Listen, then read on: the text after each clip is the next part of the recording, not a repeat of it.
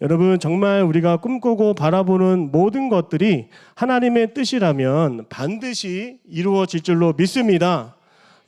이 성전뿐만 아니라 아마 여러분의 인생도 그런 거예요. 그러니까 하나님이 주신 비전을 가지고 마음껏 바라보고 외치고 다짐하고 또 기도할 수 있는 우리 모두가 되기 원합니다. 저는 요즘에 비전이라는 말을 많이 들어보지를 못했습니다. 어떤 설교에서도 비전이라고 하는 단어조차 많이 들어보지 못한 것 같습니다. 중고등부 시절에는 그때는 수련회의 중요한 단골 주제가 비전이었습니다. 그래서 설교 말씀만 들어도 눈이 번쩍 띄어지고 마음이 뜨거워지는 그런 열기를 스스로가 느낄 수가 있었습니다. 여러분, 저도 말씀을 준비하면서 오늘은 비전에 대해서 얘기를 해야겠다 이런 마음을 갖게 되었는데요. 비전이 뭐지? 이런 제가 생각을 해봤어요. 근데 비전에 대해서 저도 이미 들은 바도 없었고 또 비전에 대해서 어떻게 누가 설명했는지도 기억이 나지 않기 때문에 오늘 본문의 말씀을 통해서 저는 저 나름대로의 비전을 한번 여러분에게 풀어보고 설명해 주려고 합니다. 여러분, 비전이란 하나님께서 계획하신 미래를 바라보게 하는 것입니다.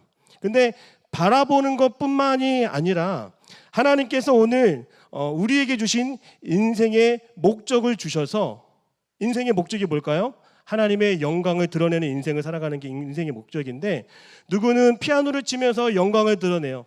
누구는 봉사를 하면서 영광을 드러내고, 누구는 학교의 교사로 봉사로 헌신하면서 하나님의 영광을 드러냅니다.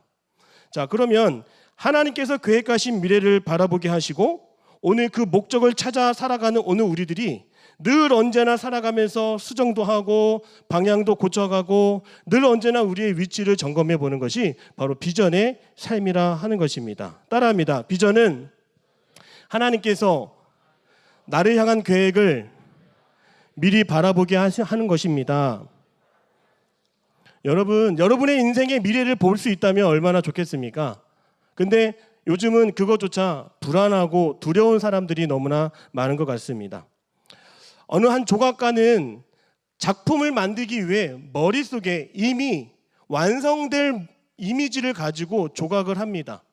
처음에는 그냥 볼품없는 네모 반듯한 돌덩어리지만 그 안에 이미 생각하고 바라던 그 상을 향하여 조각합니다. 깎아냅니다.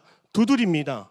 그때 마침내 하나하나 고쳐가면서 수정하면서 아름다운 작품이 나타나는 거예요.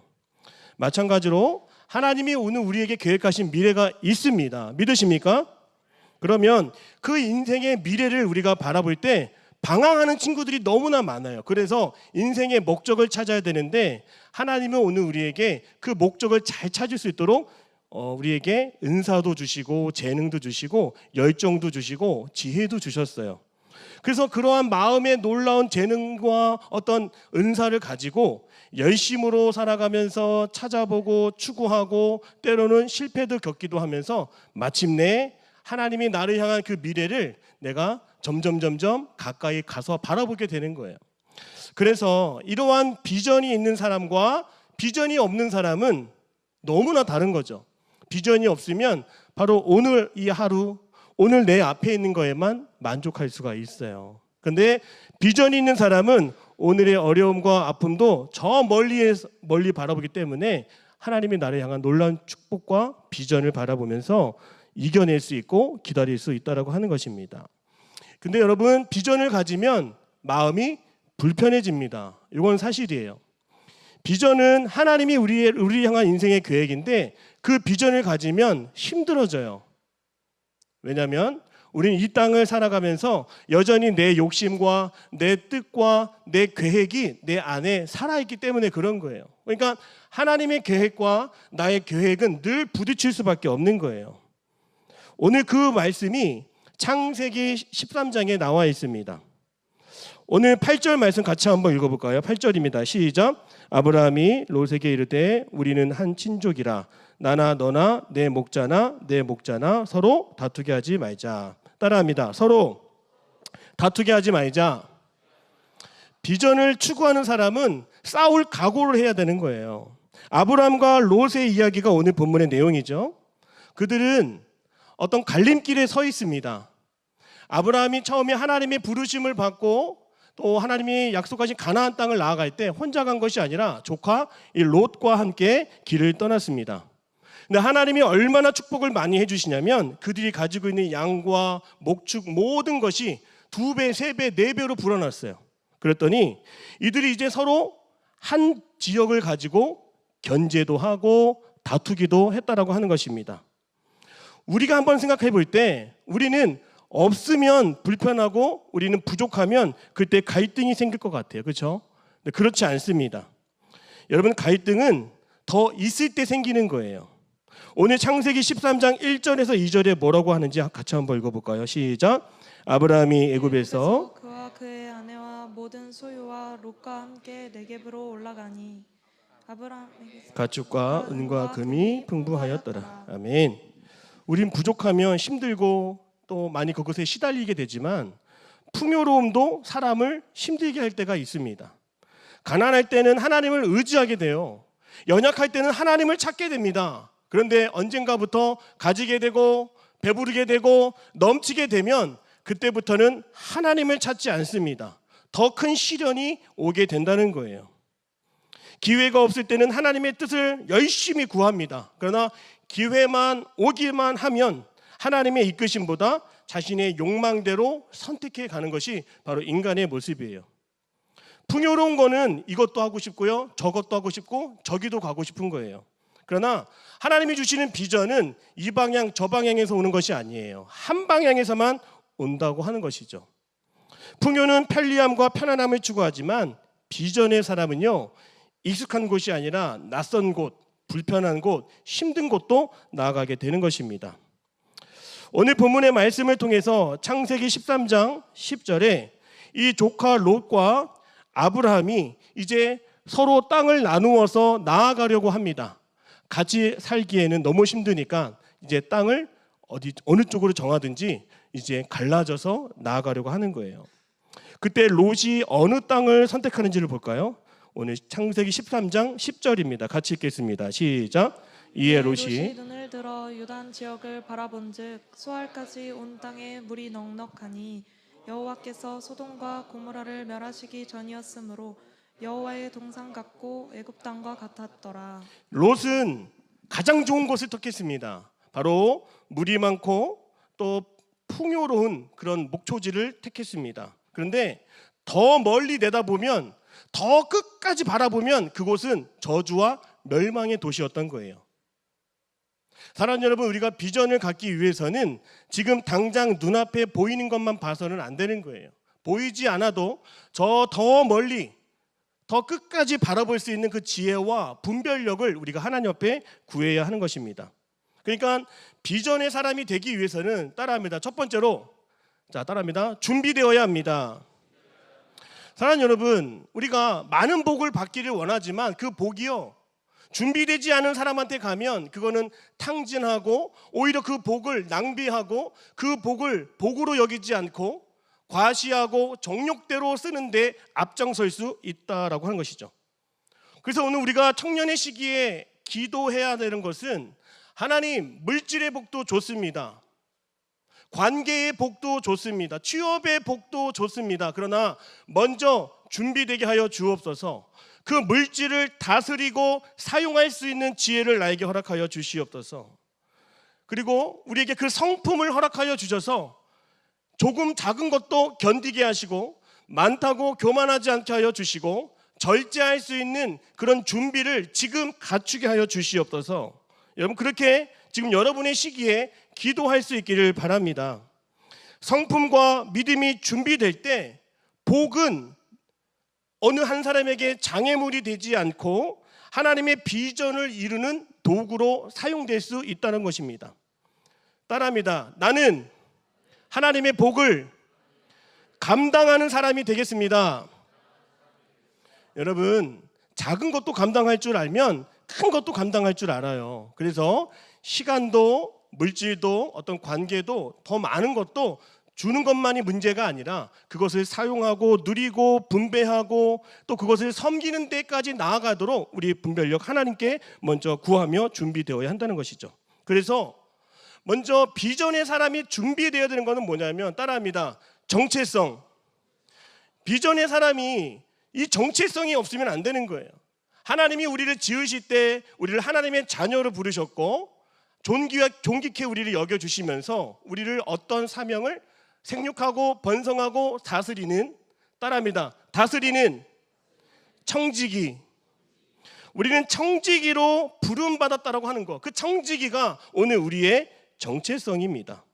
우리는 복의 소유자가 아니라 복을 다스릴 줄 알고 복을 나눌 줄 알고 복을 소통시킬 수 있는 그러한 청지기라고 하는 거예요.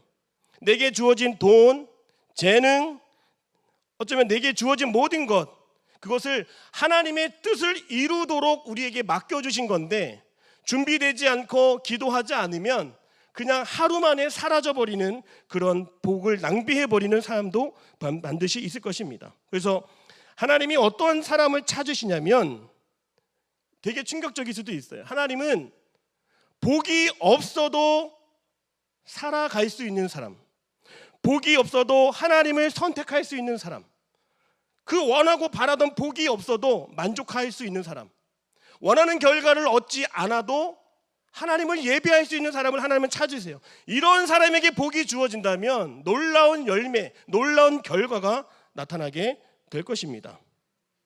하나님은 오늘 우리에게도 지금 이 자리에 함께 계셔서 내가 너에게 준 것을, 내가 너에게 맡긴 것을 오늘 지금도 하나님은 확인하기를 원하세요. 그거 어떻게 다루고 있니? 어떻게 조절하고 있니? 어떻게 나누고 있니? 사랑하는 여러분, 오늘 우리는 이 복을 나의 것으로 소유하려고 하는 그런 이기심과 욕망을 내려놓고 작은 것이라도 소통할 수 있고 나눌 수 있는 그런 복을 나누는 사람으로 미리 준비가 될 때 하나님은 그런 사람을 비전의 사람으로 준비시켜 주신다는 거예요. 창세기 12장 2절 같이 읽겠습니다. 창세기 12장 2절 시작. 내가 너로 큰 민족을 이루고 내게 복을 주어 내 이름을 창대하게 하리니 너는 복이 될지라. 아멘. 따라합니다. 너는 복이 될지라. 하나님은 아브라함을 복의 종착지가 아니라 복의 통로로 부르셨어요. 그래서 아브라함 때문에 옆 동네가 잘 되고 아브라함 때문에 모든 관계된 많은 사람들이 잘 되기를 원하시는 거예요. 하나님은 일하시는 방법은 나를 통해서도 일하시는데 나를 통해서 오늘 여러분이 잘 되기를 원하세요. 오늘 여러분을 하나님의 그 가정 남편으로 세워서 여러분을 통해 여러분의 아내가 잘 되기를 원하고 여러분을 통해 여러분의 부모가 잘 되기를 원하시는 게 바로 복의 근원, 복의 소통을 통한 하나님의 사람의 모습이라고 하는 것이죠. 사랑하는 여러분, 이러한 하나님의 놀라운 계획을 우리가 바라봤으면 좋겠어요. 그래서 저는 이렇게 말하고 싶어요. 깔때기가 되라. 깔때기가 뭘까요? 깔때기는 담아두는 역할이 아닙니다. 깔때기는 되기만 하면 다른 곳으로 흘러가요. 깔때기는 가지고만 있으면 다른 곳으로 흘려줍니다. 여러분, 깔때기와 같이 하나님이 주신 복을 그대로 흡수하여 내 배를 채우는 것이 아니라 누군가를 위해서 축복이 되고 은혜가 되고 기쁨이 될 수 있는 그런 사람으로 우리가 먼저 준비될 때 우리는 비전의 사람으로 나타나고 비전의 사람으로 온전히 준비될 수 있다고 하는 것입니다. 특별히 이런 비전의 사람이 내가 되어가고 있다라고 하는 증상이 있습니다. 전조 증상이 있어요. 우리 쓰러지기 전에도 전조 증상이 있죠. 사랑하는 여러분, 비전의 사람이 되기 위한 그 직전의 모습은 뭘까요? 바로 따라할까요? 내려놓을 수 있어야 한다는 것이죠. 오늘 창세기 13장 8절에서 9절을 같이 한번 읽어볼까요? 시작. 아브라함이 롯에게 이르되 우리는 한 친족이라. 너는 너나 내 목자나 서로 다투게 하지 말자. 네 앞에 온 땅이 있지 아니하냐. 나를 떠나가라. 내가 좌하면 나는 우하고 내가 우하면 나는 좌하리라. 자, 비전의 사람으로 준비되어서 하나님 앞에 크게 쓰임받는 사람은요, 권리를 주장하는 사람이 아니라 권리를 내려놓는 사람의 모습을 띈다는 것입니다. 아브라함은 조카 롯보다 나이가 너무나 많았습니다. 어른이에요. 아브라함은 공동체의 지도자였고 먼저 선택할 수 있죠. 먼저 가져갈 수 있죠. 먼저 좋은 땅을 찜할 수도 있습니다. 당시의 관습과 관계를 생각해 보면 그것이 맞는 거예요. 그러나 아브라함이 먼저 좋은 땅을 선택하는 것이 자연스러워 보였지만 아브라함은 그렇게 하지 않았습니다. 아브라함은 뭐라고 말했어요? 네가 좌하면, 네가 좌측으로 바라보고 이 땅을 네가 갖겠다라고 하면 그럼 나는 너랑 싸우지 않을 거야. 나는 우측을 바라보면서 다른 곳을 내가 가져갈게. 다른 곳으로 향해 갈게. 그는 자신의 선택권을 내려놓을 수 있었다고 하는 것이죠. 그는 권리를 포기한 것이 아니라 자신의 미래를 하나님께 맡기는 사람이었기 때문에 가능한 거예요. 사랑하는 여러분, 누가 내려놓을 수 있을까요? 누가 여러분의 그 가지고 있는 어떤 권리를 내려놓을 수가 있을까요? 아브라함은 자신이 선택하지 않아도 하나님의 이끄심이 자신의 미래를 결정짓는다라고 하는 것을 이미 마음속으로 믿고 있었기 때문에 내려놓는 것쯤이야, 먼저 나아가지 않는 것쯤이야 괜찮은 사람이었어요. 아브라함의 내려놓음은 소극적인 포기가 아니에요. 적극적인 믿음의 선택이었다고 하는 것입니다.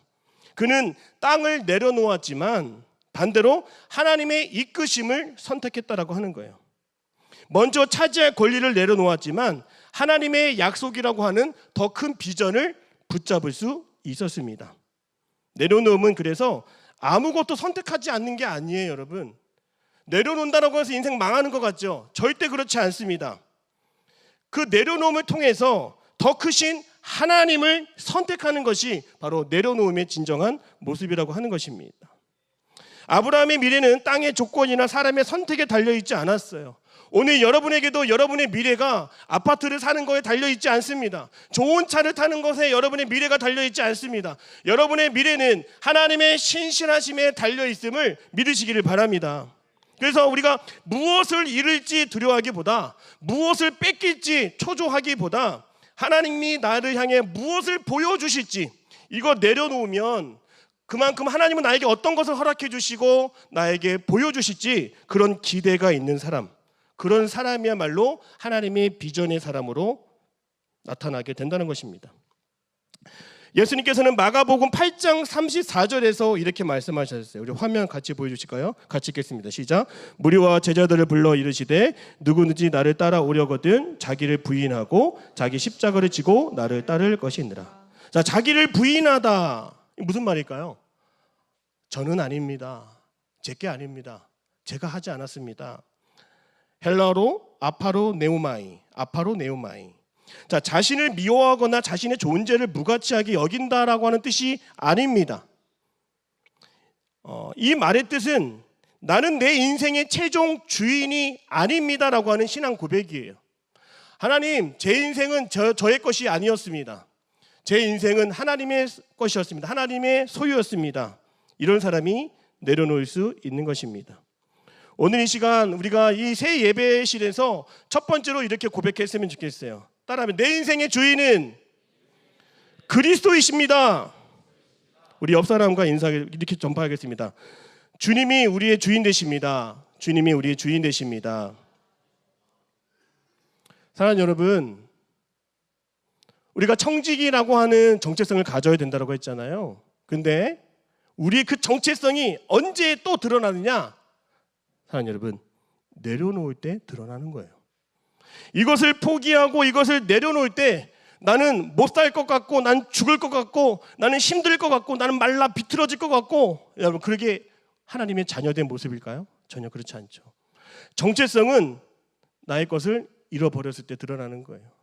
내 소중한 것을 놓았을 때 드러나는 거예요. 나는 그것에 연연하지 않고 나는 그 이상의 것을 주시는 하나님의 자녀고, 나는 작은 것에 일희일비하지 않고 눈앞의 것에 만족하지 않는 영원한 나의 아빠 아버지 되시는 나는 하나님의 자녀다라고 하는 것을 우리는 그 정체성을 내려놓음을 통해서 우리는 알 수가 있는 것이죠.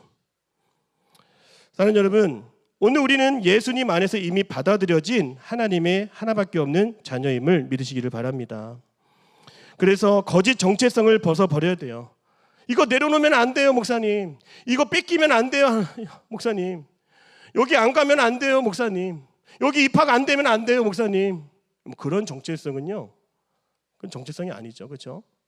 그거 안 가져도, 거기 들어가지 않아도, 그거 먹지 않아도, 그거 소유하지 않아도 우린 이미 충분하다라고 하는 것이 주님의 자녀다운 정체성입니다. 그래서 정체성이 늘 불안한 사람이 있어요, 여러분. 좋은 것을 빼앗길까 두려워 움켜쥐지만 정체성이 하나님 앞에 세워진 사람은 얼마든지 양보할 수 있어요. 얼마든지 내줄 수가 있습니다. 얼마든지 기꺼이 내 헌신을 하나님 앞에 내어드릴 수가 있습니다. 그러나 만약 내려놓지 못하는 사람들이 있다면 어떤 사람들일까요? 여러분, 혹시 여러분의 자리를 의지하고 있습니까? 돈을 의지하고 있습니까? 사람을 의지하고 있습니까? 여러분, 그것은 우리에게 어떤 내려놓지 못하게 하는 어떤 장애가 될 수가 있는 것이죠. 근데 이러한 것을 우리가 들여다볼 때 내가 하나님보다 무엇을 더 중요하게 생각했구나, 이것을 우리가 알 수가 있는 겁니다. 내려놓음이 계속적으로 어려운 이유가 있어요. 바로 그것은 점점 그것이, 내 붙들고 있는 것이, 그 사람이, 그 물건이 점점 내 자신처럼 느껴지기 때문에 좀처럼 내려놓기 쉽지 않다고 하는 것이죠. 내 자녀, 내 자리, 내 방식, 내 고집, 내 스타일, 내 성공, 내 사역, 이거를 빼앗기면, 이거 조금만 내려놓으면 나 망한 것 같은 그런 느낌 들 수 있다라고 하는 것이죠. 마가복음 10장 22절에 부자 청년이 나와요. 예수님, 어떻게 하면 천국에 갈 수 있습니까? 어떻게 하면 저도 천국을 바라볼 수 있을까요? 저 성경에 나오는 건 다 지켰습니다. 부모 공경하고 간음하지 않았고 또 많은 사람들에게 좋은 일을 많이 했습니다. 그런데 그 사람은 예수님의 그 한마디에 뒤돌아섰죠. 모든 것을 팔아 가난한 자에게 나눠주라고 했을 때, 근데 그 인생이 무너지는 줄 알았던 거예요. 내려놓으면 무너지는 줄 아는 사람, 여러분, 이런 사람은 비전의 사람이 아닙니다. 오히려 내려놓을 때 더 큰 하나님의 계획과 하나님이 나를 이끄심과 하나님이 나를 사랑하심과 나를 돌보심과 나를 지키심이 더 선명하게 드러날 수 있는 그런 비전의 사람, 저는 여러분이 그런 비전의 사람이 되시기를 주님의 이름으로 축복합니다. 오늘 본문의 말씀을 계속 보면서 사랑하는 여러분, 우리가 내려놓을 수 있는 어떤 힌트, 어떤 비결 한 가지를 제가 이야기할 수 있다면 이렇게 이야기하고 싶어요. 지금 이것도 너무 중요한데, 지금 이 사람도 너무 중요하고, 지금 이 직장도 너무 중요하고, 이 관계도 너무 중요한데, 우리가 하나님의 비전의 사람이 되기 위해서는 하나 통과를 해야 되는 거예요. 과연 그것이 나를 어디로 이끄는가? 여러분이 좋아하는 사람이 있어요. 얼마든지 만날 수가 있습니다. 그러나 그 관계, 그 사람이 나를 하나님께로 인도하고 하나님께로 더 가까이 나아가게 하는지 아닌지를 우리가 분별할 수 있어야 되는 거죠. 너무나 좋은 자리, 좋은 연봉에 좋은 직종이에요. 그런데 그것이 나를 어디로 이끄는가? 하나님의 영광으로 인도하는가? 아니면 세상의 것으로, 세상의 만족으로 나를 인도하는가? 여러분, 우리가 그것을 비교해 가면서 우리가 이 세상에 내려놓을 것이 무엇인지를 반드시 우리가 점검해 볼 수 있다고 하는 것이죠. 자, 그러면 이제 아브라함이 어떻게 비전을 바라보게 되었는지 결론적인 말씀을 함께 나누기를 원합니다. 우리 14절 말씀이에요. 창세기 13장 14절 같이 읽겠습니다. 시작. 롯이 아브라함을 떠난 후에 여호와께서 아브라함에게 이르시되 너는 눈을 들어 너 있는 곳에서 북쪽과 남쪽 그리고 동쪽과 서쪽을 바라보라. 아브라함이 내려놓아야 할 것은 단지 땅의 선택권만이 아니에요. 내가 거기 갈 걸, 내가 먼저 찜할 걸, 내가 먼저 선택할 걸. 아브라함은 그렇게 하지 않았습니다. 자기가 놓친 한 방향을 오래 바라보지 않았습니다. 대신 하나님이 열어주시는 그 새로운 방향을 볼 수가 있었습니다. 한 가지를 내려놓으면 또 한 가지가 보이는 거예요. 하나님이 우리에게 주신 축복이 보이게 된다고 하는 것입니다. 그때 하나님께서 이렇게 약속의 말씀을 주셨습니다. 15절입니다. 같이 읽겠습니다. 시작. 보이는 땅을 내가 너와 네 자손에게 주리니 영원히 이르리라. 우리 16절도 같이 읽을게요. 시작. 내가 내 자손이 땅에 티끌 같게 하리니 사람이 땅에 티끌을 능히 셀 수 있을진데 내 자손도 세리라. 아멘. 하나님께서는 아브라함에게 보이는 땅을 내가 너와 네 자손에게 준다라고 말씀하셨습니다. 이렇게 말씀을 주시는 것은 우리의 미래가 보이지 않기 때문에 약속의 말씀으로 붙들 수 있도록 이런 말씀을 허락해 주신다는 거죠. 제가 처음에 이 충만성전에 가야 된다라고 하는 그런 생각이 들었는데 뭔가 제 마음에도 불안과 염려가 있었습니다. 그때 창세기 13장 15절 말씀, 오늘 우리가 읽었던 말씀에서 너에게 보이는 땅을 내가 약속으로 주시겠다라고 하는 그런 비전의 말씀을 저에게 주셨고, 히브리서 13장 15절의 말씀, 기쁨과 찬송의 예배를 하나님께 올려드리라고 하는 그런 비전을 제가 말씀을 통해 볼 수 있었습니다. 비전의 사람은 하나님이 흔들리지 않도록 늘 말씀을 허락해 주신다라고 하는 것입니다. 그리고 17절 말씀도 같이 한번 읽어볼까요? 시작. 너는 일어나 그 땅을 종과 횡으로 두루 다녀보라. 내가 그것을 너에게 주리라. 아멘. 종과 횡으로 걸으라고 하는 것은 하나님의 비전을 부분적으로만 보지 말라고 하는 거예요. 하나님께서는 한 방향이 아니라 여러 방향에서 그의 가능성과 그가 바라보며 걸을 수 있는 모든 곳을 약속의 땅으로 주신다라고 다시 한번 보게 하여 주십니다. 그리고 18절 말씀 같이 한번 읽어볼까요? 시작. 이에 아브라함이 장막을 옮겨 헤브론에 있는 마므레 상수리 수풀에 이르러 거주하며 거기서 여호와를 위하여 제단을 쌓았더라. 아멘. 약속의 땅을 바라보는 것만으로 충분하지 않습니다. 따라합니다. 예배 자리 가운데 하나님의 임재를 경험해야 됩니다. 자, 계속 비전의 사람은 계속 시선을 하나님께 두어야 하고 옛적의 정체성을 내려놓아야 하는 거예요. 그리고 대가를 치르는 그 헌신으로 예배 자리에 나아가야 하는 것입니다. 여러분, 비전은 예배 자리에서 자라난다는 거예요. 여러분, 비전은 제단에서 자라나게 되는 것입니다. 예배는 모든 주권이 하나님께 있음을 고백하는 자리입니다.